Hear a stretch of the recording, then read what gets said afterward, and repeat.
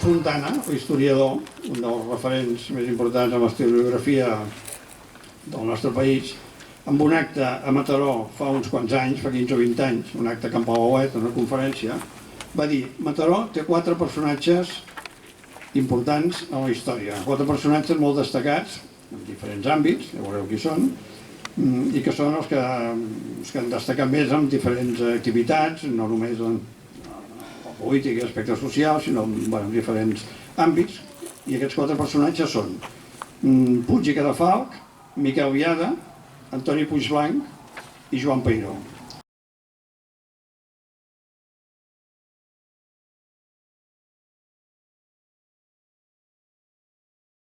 Nacional del Trabajo, en Mataró 1925.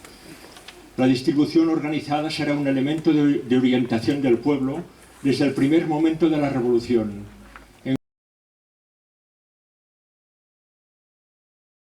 Joan Peiró, del llibre Trayectoria de la Confederación Nacional del Trabajo, Mataró 1925.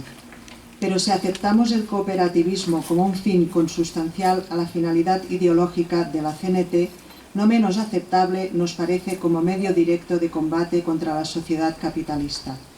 Claro que el cooperativismo que nosotros preconizamos no es el cooperativismo restringido, egoísta, degenerado, que hoy está en boga.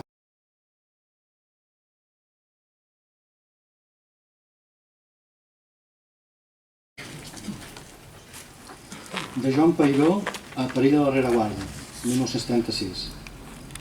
Si les revolucions consistissin en robar i matar gent, els lladres i assassins per ofici i per instint serien els més grans revolucionaris. Justament, però, és tot el contrari.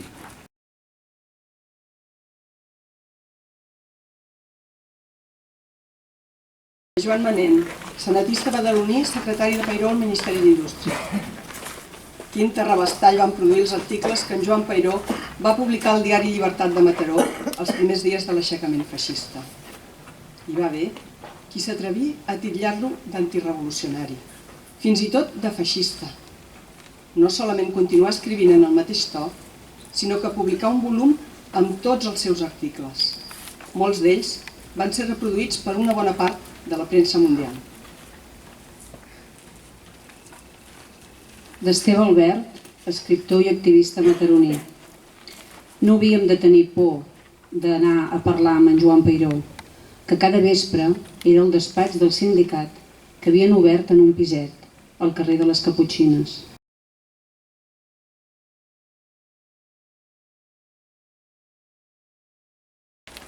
De Joan Sanz Sicart, senatista amb orígens mataronins, que formà part del secretariat de la CNT al exilio a Toulouse.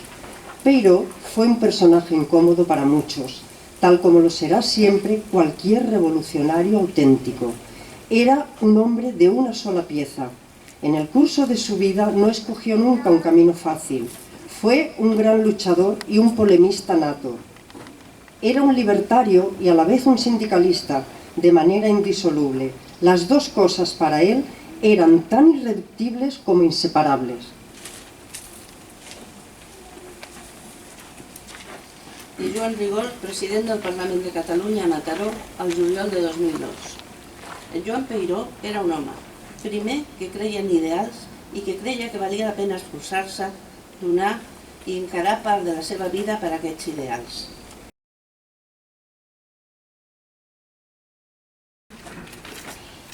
Emili Corta Vilalta, profesor de Historia Contemporánea y exsecretari general del CGT de Catalunya. D'en Joan Peiró em quedaria amb la seva ètica, com a signe per a mi absolutament distintiu de la seva personalitat. Peiró és un dels grans innovadors de l'anarcosindicalisme, un dels grans teòrics i pràctics de l'anarcosindicalisme, innovadors del sindicalisme.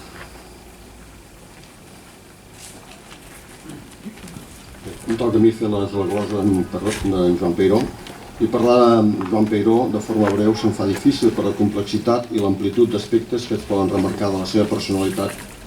Els companys han parlat per boca seva de les opinions que tenia de molts dels viaranys, de la lluita i de l'organització de la societat que li va tocar viure. Opinions que han quedat plasmades en els diferents articles, discursos o mítings que van ser publicats i recollits pels òrgans de difusió de la CNT o per estudiosos de la seva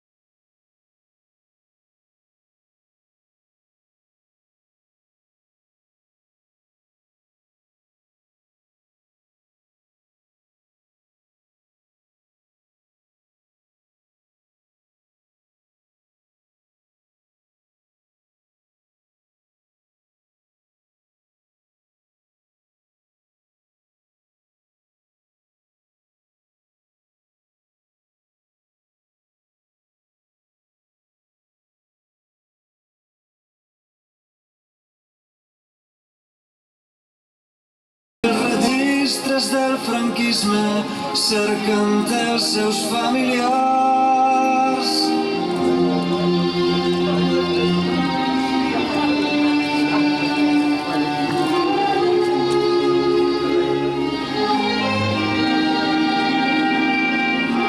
Inevitablement arribarà un dia en què els murs que s'han alçat sobre les fosses començaran a trontollar, els mausoleus de la vergonya cauran pel seu propi pes. I molt més. Però vosaltres també sou molt macos d'haver-ho aconseguit. Gràcies per tota la família i personalment meu, perquè jo he lluitat sempre junt amb el meu pare, sempre vam lluitar junts. I per tant,